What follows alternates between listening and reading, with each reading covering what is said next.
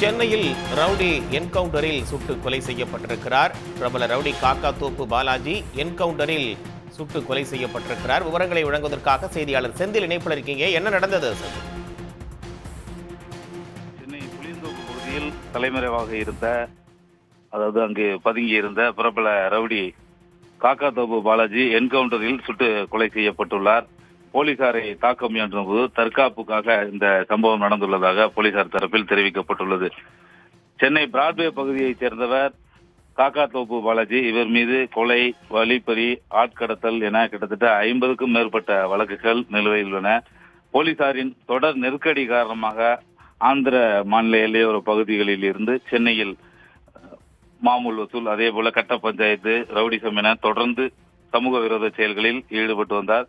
இந்த நிலையில் போலீசார் அவரை தீவிரமாக தேடி வந்த நிலையில் புளியந்தோப்பு பகுதியில் பதுங்கி இருப்பதாக ரகசிய தகவல் கிடைத்தது. அதன் அடிப்படையில் தனிப்படை போலீசார் இன்று அதிகாலை அவரை பிடிக்க முயன்ற போது போலீசை தாக்க முயன்றார். அப்போது போலீசார் தற்காப்புக்காக அவரை சுட்டனர். இதில் அவர் பரிதாபமாக உயிரிழந்தார். தற்போது அவரது உடலானது ஸ்டான்லி அரசு மருத்துவமனைக்கு பிரேத பரிசோதனைக்காக தற்போது அனுப்பி வைக்கப்பட்டுள்ளது. தொடர்ந்து அந்த பகுதியில், அதாவது பிராட்வே பகுதி, அதே போல புளியந்தோப்பு பகுதியில் போலீசார் குவிக்கப்பட்டிருக்கிறார்கள்.